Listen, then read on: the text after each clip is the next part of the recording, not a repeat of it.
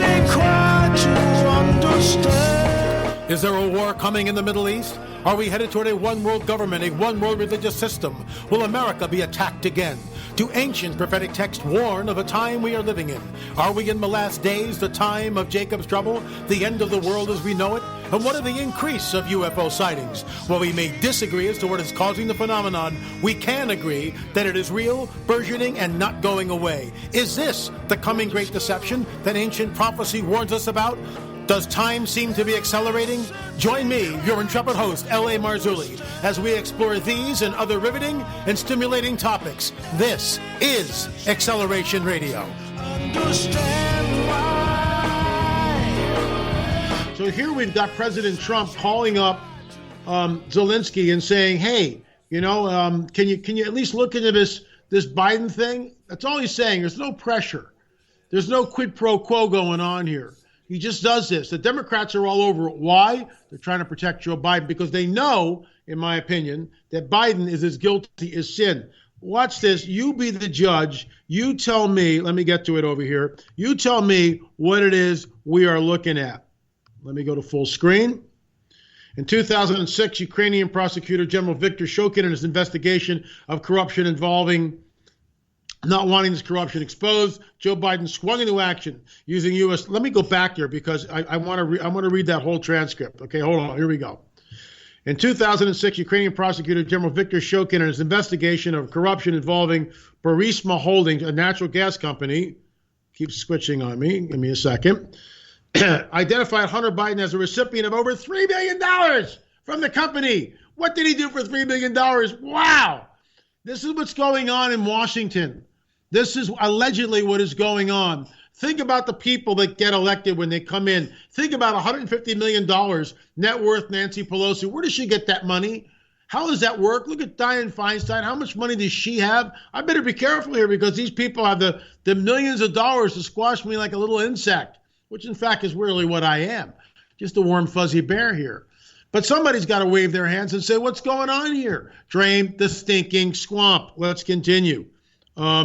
So, not wanting this corruption exposed, Joe Biden, who's the vice president at that time, swung into action using U.S. loan guarantees as hostage while demanding, hold on, let me go back, while demanding Shokin be fired. Amazingly, Joe Biden now brags about his actions in this manner. Listen carefully, folks. Here it comes.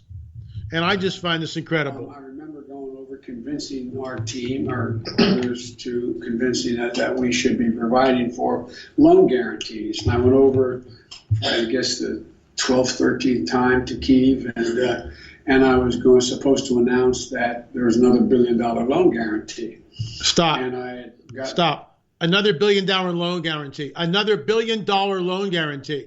So Biden is holding the $1 billion. I mean, I'm not making this stuff up.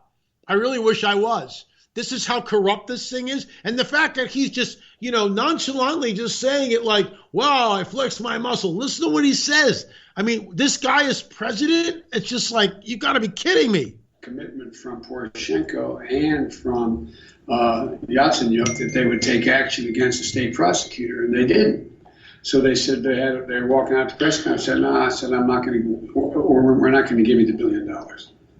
They said, you have no authority. You're not the president. The president said. I said, call him. I said, I'm telling you, you're not getting $1 billion. I said, He said, you're not the president. And Biden goes, call him. So he knows that he's being backed by Barack because they're all in bed together on some level. And 5 hours, 6 hours later, whatever it is, this guy's fired. Biden is holding $1 billion of aid from the Ukrainian government unless they fire the prosecutor. Guess what? For $1 billion, what are you going to do? You're going to fire 12 prosecutors. Watch what he says here. I'm going to roll it back here because I want to make sure you got this. Here we go. They said, you have no authority. You're not the president. The president said. I said, call him. I said, I'm telling you, you're not getting $1 billion. I said, you're not getting $1 billion. I'm going to be leaving here. And I think it was, 6 hours. I said, I'm leaving in 6 hours. If the prosecutor's not fired, you're not getting the money. Well, son of a bitch. Got fired. And they put in place someone who was solid. Oh, they put in place someone who was solid? No, it doesn't work like that, Joe. You use your power in a corrupt way and a $1 billion loan promise to get what you wanted so the prosecutor wouldn't prosecute your son, go after your son. $3 million for doing what? I mean, can I have a job like that? I don't want a job like that, folks. I don't want, cushy money like that. Who does? It's disgusting. That's the stuff that drug lords make their money out of. Let's continue here. So this is what's going on in Washington. And I just find it absolutely unbelievable, the charade that is happening on Capitol Hill with little pencil neck and everybody else, banging the drum. Oh, Pelosi gets up. Oh, it's a corruption of the United States Constitution. It's a constitutional crisis. And Hillary Clinton getting in, oh, we got to get rid of her. She's still sore about losing the 2016 election. She didn't like the vote of the American people. Sorry, Hillary. I want to get to another story here. I believe it's right here. This is from the Gateway Pundit. These guys are incredible. If you're not signed up for that, please sign up for the Gateway Pundit. Epic. Devin Nunes opening statement, and I got to tell you, man, Nunes is one of our. This guy's incredible. He's the tip of the spear. He's constantly fighting against us. I'm going to read the whole thing here because I think it's really imperative to what is happening. This guy condenses it. He's there. He knows exactly what's going on, and he's there to tell us. And thank God he's there to tell us. So listen to this, folks. This is Nunes' opening statement for whistleblower disclosure hearing. I want to congratulate the Democrats on the rollout of their latest information warfare operation against the president. Their extraordinary ability once again to enlist the mainstream media in their campaign, which is exactly what's happening. Mainstream media, oh my gosh, Trump's finally done it. We got to impeach. So they weren't happy with the Mueller report. Now they got to get something else, and they think they've got this. This operation began with media reports from the prime instigator of the Russian collusion hoax that a whistleblower is claiming President Trump made a nefarious promise to a foreign leader. The released transcript of the call has already debunked that central assertion, but that didn't matter. The Democrats simply moved the goalpost, get this, by claiming that there doesn't need to be a quid pro quo. I said squid, sorry. It was that. Look, this is why I said squid. See this ridiculous thing that you've got to look at?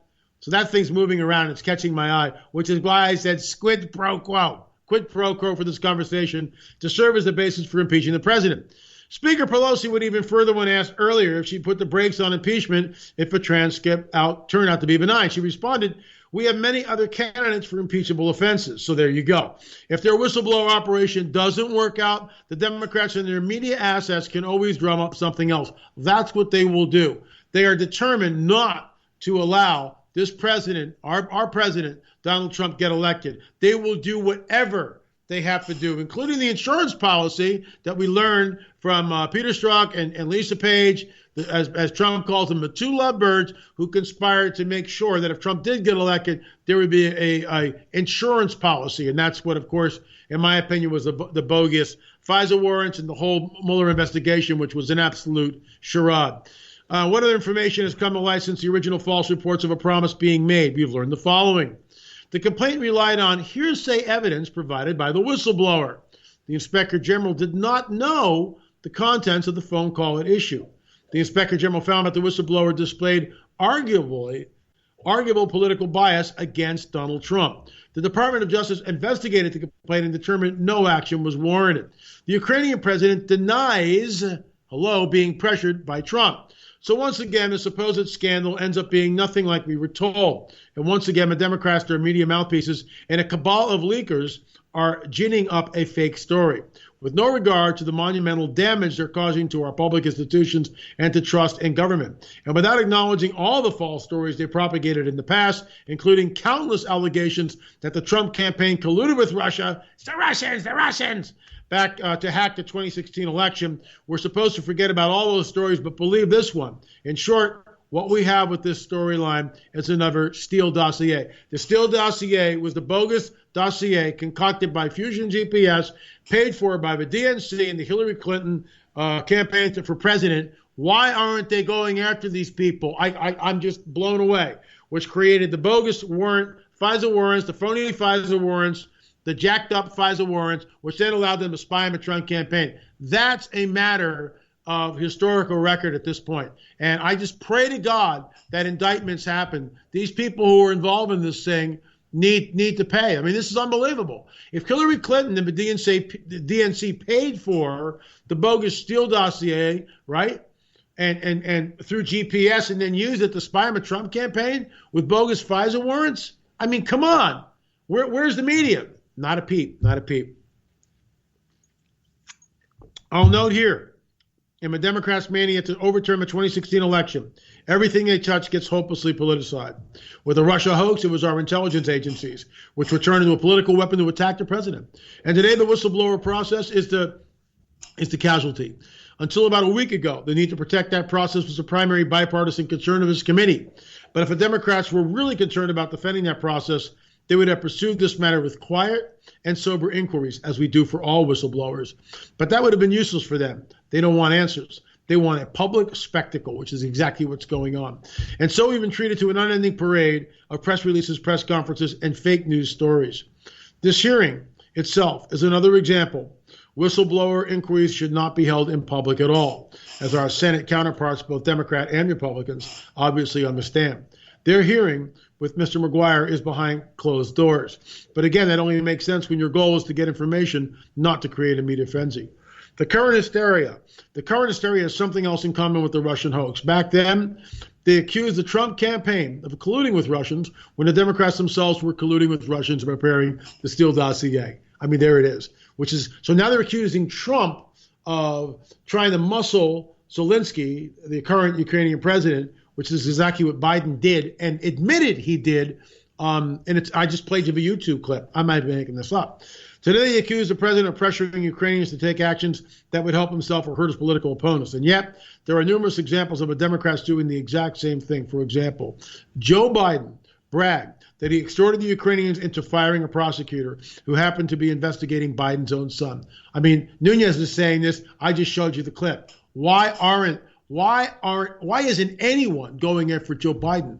Why isn't anyone looking into what's really going on with Hunter Biden? $3 million? $3 million for doing what? 50 grand a year? 50 grand a year. I'm sorry, 50 grand a month. $50,000 a month for doing what? Could you imagine $50,000 a month, as I said in PPS report yesterday? That figure is what many Americans make the entire year. And then after that, they got to pay taxes on it and support a family and buy groceries and pay the mortgage and car payments and everything else. You know, I mean, $50,000 a month. How is it that these guys get $3 million? That's how they get it. These Democrat senators wrote a letter pressuring the Ukrainian general prosecutor to reopen investigations it reportedly froze on former Trump campaign officials. Another Democratic senator went to Ukraine and pressured the Ukrainian president not to investigate corruption allegations involving Biden's son. According to Ukrainian officials, Democratic National Committee contractor Alexander Chalupa tried to get Ukrainian officials to provide dirt on Trump associates and tried to get the former Ukrainian president to comment publicly on their alleged ties to Russia.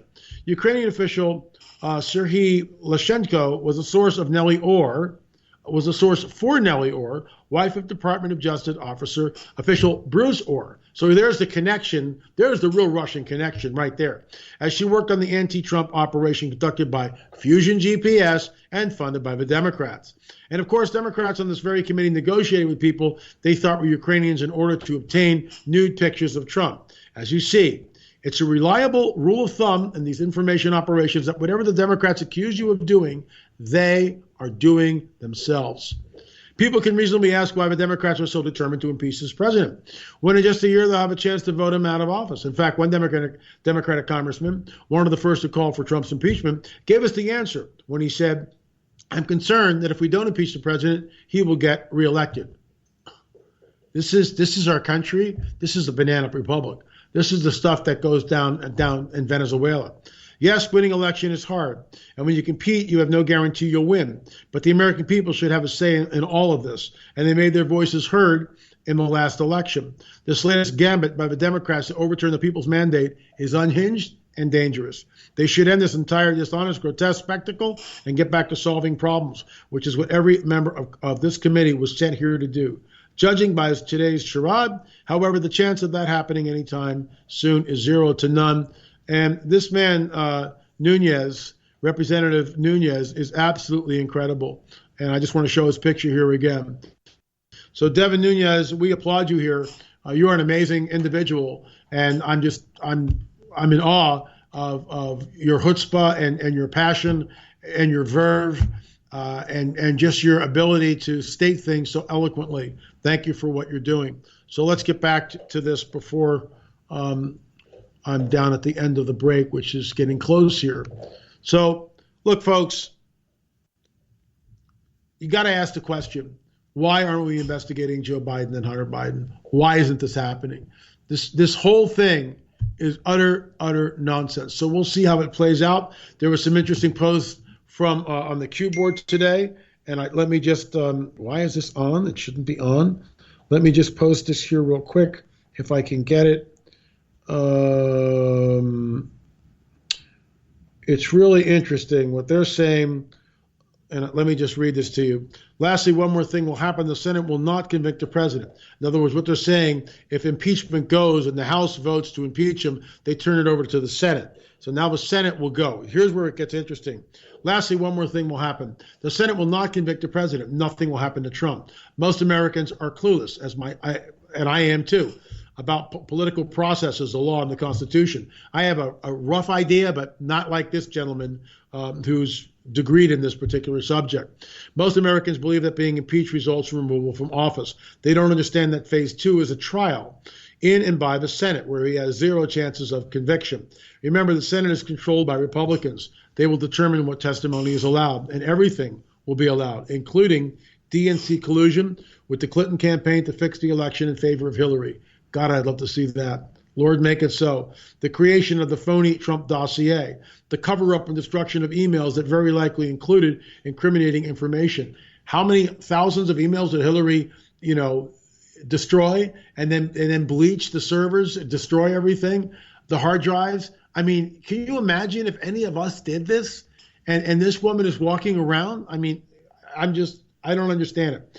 They will incriminate each other for lying to the FISA court, for spying and wiretapping the Trump campaign, and for colluding with foreign political actors, especially George Soros. After the Senate declines to convict the president, we will have an election and Trump will win. It will be a backlash against the Democratic petulance, temper tantrums, hypocrisy, and dishonesty. Even minorities will vote for Trump because for the first time, they will see exactly what the Democratic Party really stands for. So let me continue here, folks. This is from Dinesh D'Souza. He was jailed under the Obama administration for donating a little bit more money than he should have to the Republican campaign. They immediately incarcerated him. So it's amazing. Remember, I was also targeted by the IRS under the Obama administration.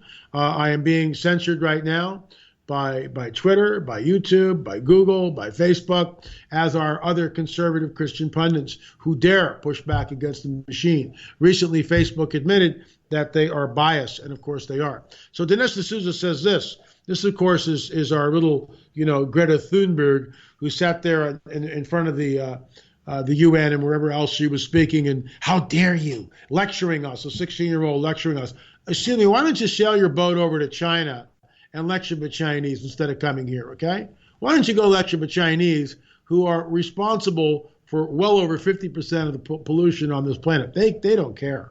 They don't care at all. As Christians, we should be more concerned about the environment than any other group because it's God's creation. I get that. But climate change is bogus. Climate change has never been proven. Climate change is a bunch of hooey. The climate goes up and down, up and down, up and down, up and down. We were told by other climate aficionados that we only had, so many years to live before overpopulation and we ran out of oil and all this stuff. Well, everything's just perking the way it's supposed to perk, And what if we get a little ice age instead of this big global heat wave that we're supposed to get? They just make stuff up. As I wrote in my book, The Cosmic Chess Match, what we found out, and this was ClimateGate back years ago, what we discovered that the scientists who were working on ClimateGate didn't like what they were getting, so they just fudged the facts. They threw that science out and made up their own. So D'Souza says this: children, notably Nordic white girls with braids and red cheeks, were often used in Nazi propaganda. An old Goebbels technique. looks like today's progressive left is still learning its game from an earlier left in the 1930s. What I find so interesting, there's Greta, and that's from it's almost identical. I mean, it's absolutely almost identical. So they parade this woman out. She sails over here in a solar-powered, yacht or whatever. And from what I understand, and I haven't been able to vet this, everyone hopped on a jet and flew back. Well, if we go by AOC, we're not supposed to have airplanes anymore. So what can I tell you? Anyway, folks, I'm going to have to do this. I'm going to have to skip over to Jingos because we are at 26 minutes after, and then I'll get back into this. www.buyjingles.com. What a segue, it's just unbelievable. What can I tell you? www.buyjingles.com. This stuff really works.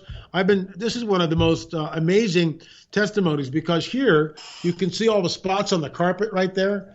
And then here is after Jingos. And their testimony is this: hey, LA, how are you? Enjoy watching your videos. Thank you so much.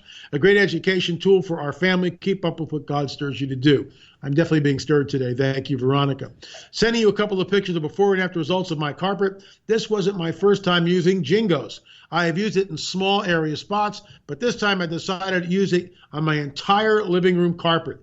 My husband is super happy. Sure, he doesn't have to buy a new carpet. Who wouldn't be? The carpet looks new, but it's just wonderfully clean. It's removed years of dirt, oil spots, and even toy slime. Wow. We are happy with the results. Thank you, Jingos. God bless, Veronica. Folks, that's it. www.buyjingles.com. Buyjingles.com. This stuff really does work. Keep it right here. You're listening to Acceleration Radio on KGRA. I will be back at the other side of the break, and we'll bring you on home. Thanks for watching.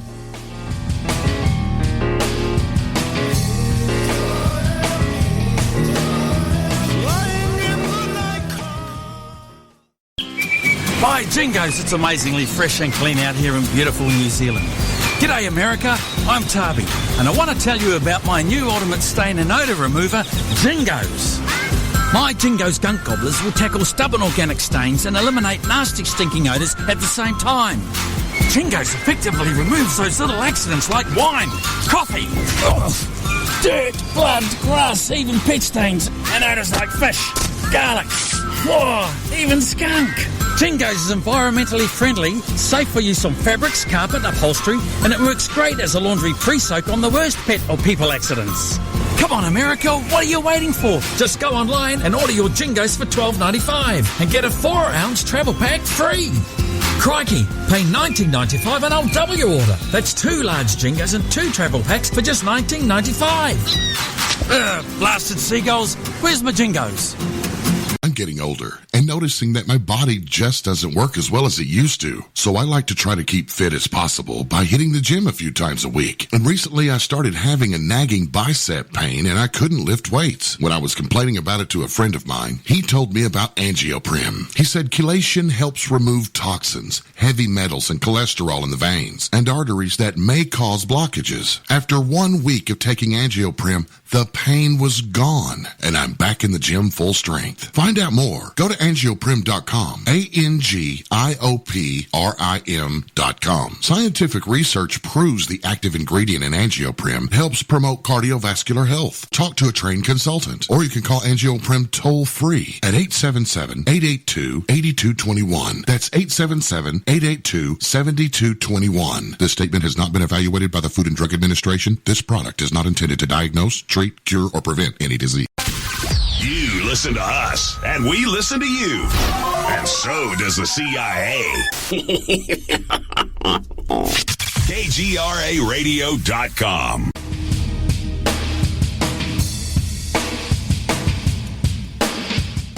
Hey folks, we're back. I'm your intrepid host, L.A. Marzulli, right here on KGRA and of course on my YouTube channel, L.A. Marzulli. This is what just absolutely amazes me. So here we've got how Afghan opium. Give me a break. How Afghan opium poppy farming has. Let me do that whole thing again. How Afghan opium poppy farming has grown. You try to say that 3 times fast. Cultivation in Afghanistan in hectares between 1994 and 2018. So let me understand something, okay? We go here, right there, you can see it. That's where we invade.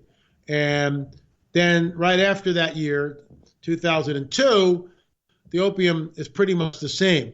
Look at this graph, folks. What's going on here? Why, the opium production is going up, up, up, and away. Oh my gosh. How is that possible when the United States forces are over there? You know, I know what's going on, and I'll probably get in all sorts of trouble for this. That opium is the deep state's tool, and they spread it everywhere, and it's worth at least $1 trillion a year. And they take that money and they run their black budget programs with it. Now, that's what I'm saying. That's what I'm alleging. I can't prove that.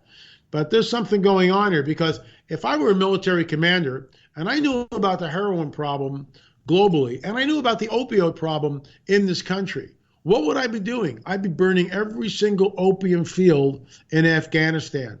That's it. That's what my troops would be doing. Burn and destroy the opium fields. But what do we see here? It'd be one thing if it just kind of like, went up a little bit, right? No. It's tripled. It's tripled. Why? Because those who run this thing are accountable to no one. That's the deep state. They're accountable to no one. So they allow this, they cultivate it literally, they allow it, they cultivate it, they propagate it, and they poison the globe with it, and they don't care. It is absolutely evil beyond anything you can possibly imagine, getting people hooked on opioids. Unbelievable. Is Joker a dangerous movie? Joaquin Phoenix and director Todd Phillips respond to the critics. It's just a movie, LA, and I think we are all aware of these issues. We're concerned, and I think that's why we talk about it. I don't think that we can be afraid to talk about it. Let's spend millions of dollars, okay? You guys got all the money, all right? You got all this money. You put out this absolute pablum, this absolute garbage, in my opinion, this trash, in my opinion, and you corrupt the minds of people. You celebrate darkness as something good. You flip the narrative. Instead of, is there any hope in this movie? Probably not. I won't go see it, and I would counsel you not to see it either. So, in defense of Joker and its repulsive violence. So there's all this, repulsive violence. So now we're going to defend repulsive violence. It's really okay to be, violent like this because it's going to teach us something. What? I have no clue, but this is how upside down everything is, especially when it comes to Hollywood. Warner Brothers will not screen the Joker at the Aurora Theater after Dark Knight Rises shooting. So when the Dark Knight happened, right, in the Aurora Theater, and the guy with the orange hair and the eyeballs like this, who was obviously, in my opinion, not in his right mind. I believe he was a program shooter. Where's Russ Dizdar when you need him? He was a program shooter, and he went in and he did this. So now, Warner Brothers isn't going to screen. Well, why not?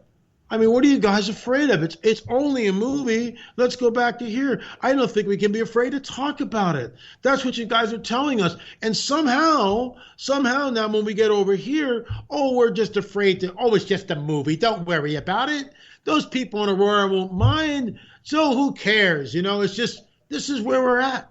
So we got this double standard. And that's why I stand up and say it and call it like it is. Look, if you want to go see the Joker and you want to make a film like the Joker, that's your business. It's a free country. I applaud you. Way to go. Spend millions of dollars on making a piece of junk like this. Go for it. But guess what? I have freedom of speech too, even though it's censored on YouTube and Google and Facebook and other places. But I have the right to push back and say, I think it's a piece of trash, in my opinion, and I'm not going to go see it because it doesn't uplift the human spirit. It pushes it down. It celebrates darkness. It celebrates the depraved. It celebrates, and I haven't even seen it, just from the pictures and just from the trailer. That's what, in my opinion, that's what it celebrates. Do we really need that? With society crumbling all around us, do we really need a movie like this? So, it's a free country. I'm not saying you can't make it, but why is it funded? Why does this guy get millions of dollars? And I've got the Nephilim trilogy, which I would love to make a movie. And people will say, hey, it's so cinematic. You should make a movie out of that. Well, it would be great. But they won't do it because Jesus is mentioned. So somehow we can mention, we can go as far down and basically into the nadir of darkness, the deepest part of the human psyche, the darkest place we can go. We can descend in there and drag the audience like Stephen King does in his ridiculous movies like It. These people are free to do whatever they want, right? But if I mention Jesus in a film or even on air at KGRA, people get offended at that. Oh, I like your show, but you just can't be mentioning that J word here because it's offensive to me. Amazing, just amazing. The hero of humanity is somehow a byword, somehow offensive. Go figure. Let's move on. Ocasio-Cortez still hasn't paid her delinquent taxes. It's a very interesting article. It's sort of tongue-in-cheek. It's about $1,500. She needs to get that settled. But the bottom line is we got a dog chewing over here. Wrinkles, you're on camera. You're live on radio. You okay, boy? Go get some water. I got him a big bone, and he's going for it.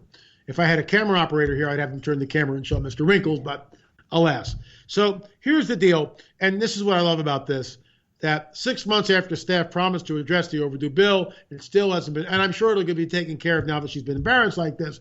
But gee, all these people want to do is raise our taxes, collect all the guns, have a larger government, and basically legislate every moment of our lives. We are going to rebuild out in California. I used to draw plans, architectural plans 30 years ago. It's one of the things I used to do.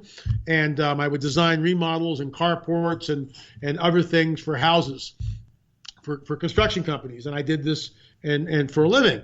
And so that our house burned, as many of you know, and thank you for contributing to our relief fund and all. But I really miss home. I've been on that property for 40 years. I love that property. 40 years on that property. It is home. I'm thankful for what we have here. And I thank you all for supporting us and allowing us to get up and running again. And I mean that. But I'm homesick, so I drew up the plans. And typical of California, we submitted them, and immediately they got kicked back. Well, you could only build the original house, LA, was 1,334 feet. Small little California bungalow, okay? So I'm allowed 10% on that, which brings me to 1,470 feet. What I drew was 1,740 feet. So I can't do that. And if I want to do that, I've got to go before the Coastal Commission, who will take 6 months to a year to decide whether I'm allowed to build a 1,700 square foot house on my own property. Welcome to the communist fascist state of California, where we are legislated every single step of the way. So I redrew the plans, and I created a 1,470 square foot house with a detached garage, and we're going to resubmit the plans next week, and I will be giving you updates on what people in California have to do. Remember, I'm the victim here. We lost everything. Absolutely everything, as did 819 other people. We lost everything. Our lives were literally erased. Every photograph, every book, gone. Our lives were erased. And again, thank you all for who contributed. The bottom line is all we want to do is rebuild. And the politicians stand up and go, oh yes, we're going to expedite the building process and it's all going to go smooth. So far, they've given 20 permits out. To the best of my knowledge, 20 permits out, and we're coming on the first year. November 9th is when all this happened. What's wrong with this picture? Let's continue, folks. To save the planet, Ocasio-Cortez wants to control cow flatulence. And I'm going to use the word flatulence because, dare I say cow fart, I might be insulting some people. So, here on Acceleration Radio, we will say cow flatulence, other than the lowbrow word of fart, if you know what I mean. Andrew Yang wants to bankrupt cattle farms. So here's the deal. This is how absurd they are. This is all they have to offer. Kill the babies, tax everybody in oblivion, tax meat, tax cow flatulence, and on and on and on it goes. I mean, we really want these people running the country. Under Donald Trump, the lowest unemployment rate in almost the history of America. The numbers are through the roof. Highest number of blacks employed, African Americans employed. Highest number of Hispanic Americans employed. I mean, really? Really? We really want to ruin this, what we got here? For what? For higher taxes, abortion on demand, open borders, millions of undocumented people in. And when we vote, if you don't have identification, you should not be allowed to vote. It's real simple. Real simple. ID, paper ballots. What's so hard about that? I don't get it. Let's continue. Censorship. This tweet may include sensitive content. A guy came up to me at the Branson conference, and he showed me, he said, LA, every time you tweet, this is what I get. This tweet may include sensitive content. So here's one from 5 days ago, and here's one 9/7/19. This tweet may include sensitive content. 9/5/19. This tweet may include sensitive content. 9/4. This tweet may include sensitive content. You get it. You don't think that's censorship? Why is it sensitive content? Because I'm going against what the mainstream media says? Because of my conservative Christian views? You see, it's so funny. Liberalism they act so liberal, so caring, until you disagree with them. And then they're not so caring, and then they're not so liberal. Free speech is okay as long as it's speech I want to hear. But if someone else has a different viewpoint, bam, they get slammed. They get censored on Twitter. They get censored on YouTube. They get censored on all different media platforms, social media platforms. That is what's going on. We've already done the Jingles commercial. Let's continue. The mystery of the bizarre elongated skulls found in Germany could finally be solved. What they were saying is that these skulls are genetic, and we're working on a new film. It's on the DNA, which it's episode 4 of the Alma Trail of a Nephilim series, and you can see the poster right over here, Alma Trail of a Nephilim. Here's the book. It's almost 600 pages. We sold out of these dogs. We sold out of these guys here at Branson, and we're just blown away. And people have been writing and telling me how much information they've gleaned from it. But we believe that these are genetic. There's the foramen magnum in the back. I've shown you this before. It's as far back to the rear of the skull as you possibly can get without going outside. So we've had many doctors look at these. We've had anthropologists, archaeologists, and this is episode 4, and it's coming up here, hopefully before Christmas. God willing, I will have that released. Because if it is genetic, then what are we looking at? And we think that these skulls must have necessitated a much larger neck. And I'm going to show you something here, and I'm going to do something I normally don't do. I'm going to show you this. I'm going to get out of the chair and bring this up to the camera. So the guys on the radio can't hear this, but the people on film can. So that skull I just showed you, this is what we think it may have looked like. Let me back up a little bit. So that's what the cinnamon skull, the one on my desk right there, when drawn out by Wesley Sangiorgi, that's what we think it looks like. Right there. Can you imagine? Can you imagine? Notice the longer neck. And look, folks, I don't know whether these are the remnants of the Anakim. I don't know that. We don't have enough information. I had an inside source that told me that the DNA from the so-called giants coming out of Afghanistan was tested, and that the nuclear DNA came back unknown primate. We've also heard that from the Waikiki skeleton that Brian Forrester showed us years ago in Peru, that was done by a European film company. And if anyone knows that film company, please let me know. I'm trying to get a hold of them.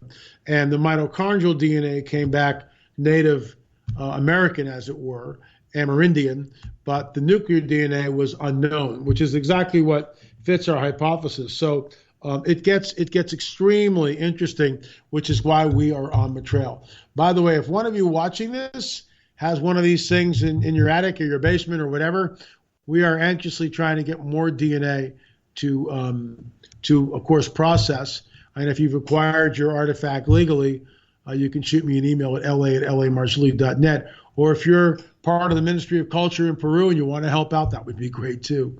So this is what the baby skull, and we feature this skull in the upcoming DNA film.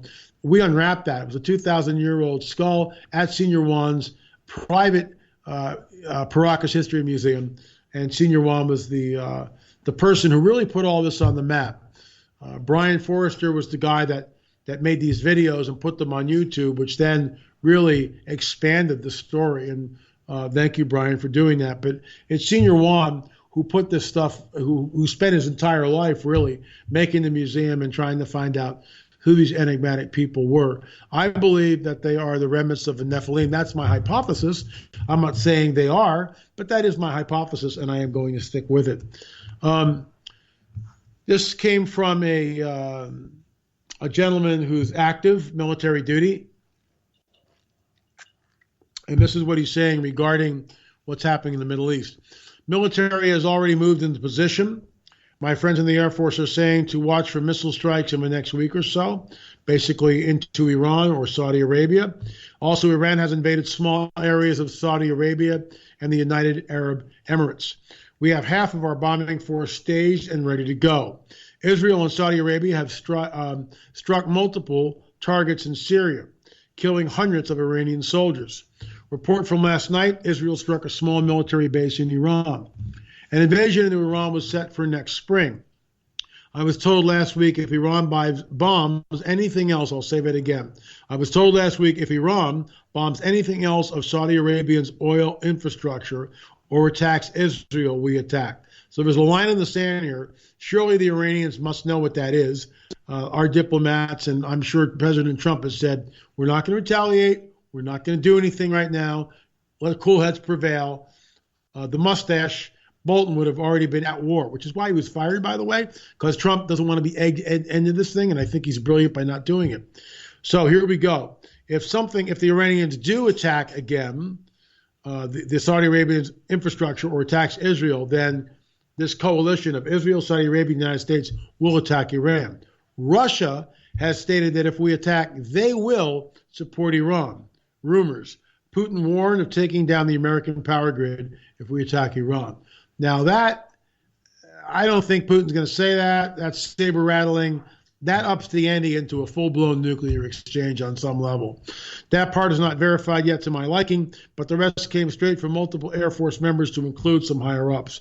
U.S. Marine intelligence officials and U.S. Army officials had just returned from Somalia. I would no doubt that Iran would do it again or that a false flag event would happen. But the Ayatollah of Iran basically admitted they did it and tried to spin it to say that they were attacking ISIS and their supporters. Not who said what or what false flags are being used. So he's not sure. Something biblical is happening.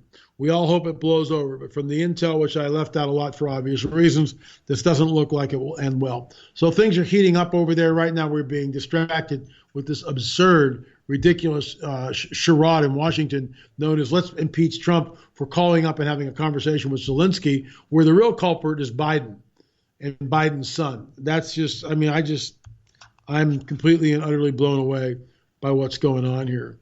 So, Haley, you're a true brother in Christ, but I consider you, Steve, Timothy, Russ, etc., as my mentors, teachers, and friends. My question is with the UFO phenomenon. There is little mention of the flying humanoids spotted all over the world. Do you have any information on this and how it connects with the UFOs? Thank you, and may the Father in heaven bless you in the name of Jesus, the Messiah, Leon.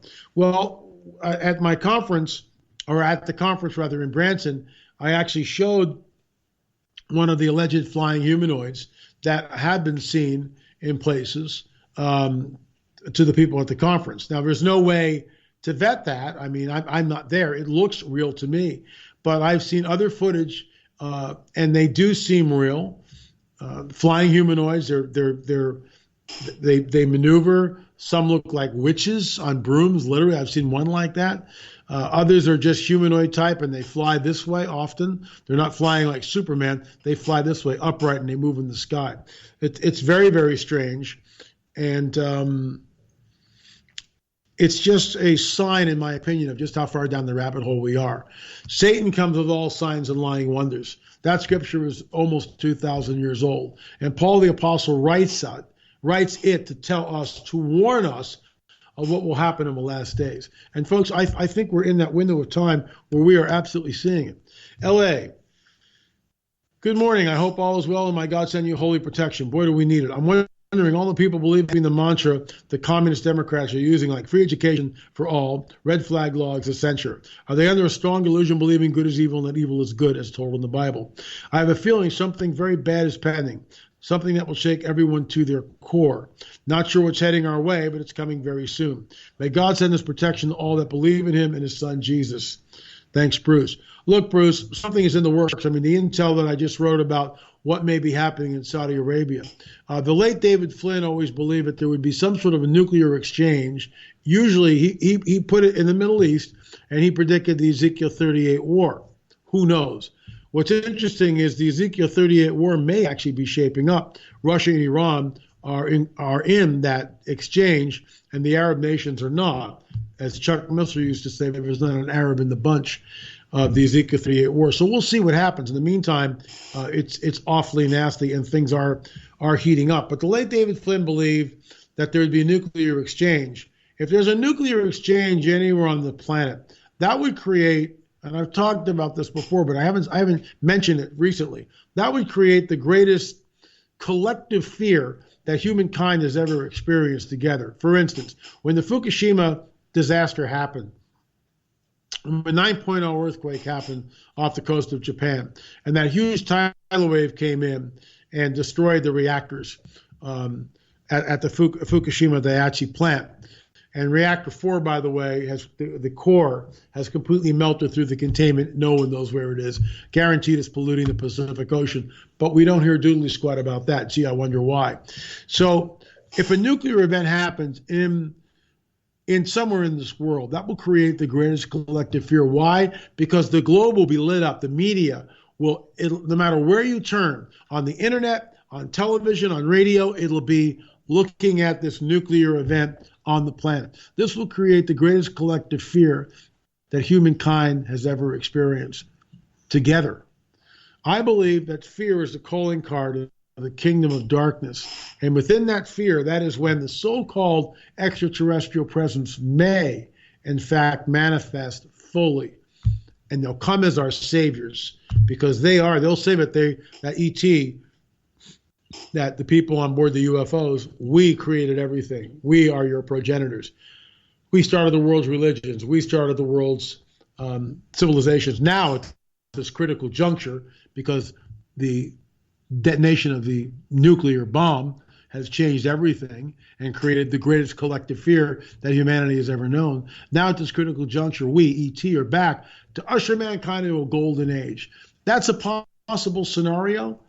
Some may think it's a very unlikely scenario. I don't know, but it is a scenario, and it's one that we need to keep in mind.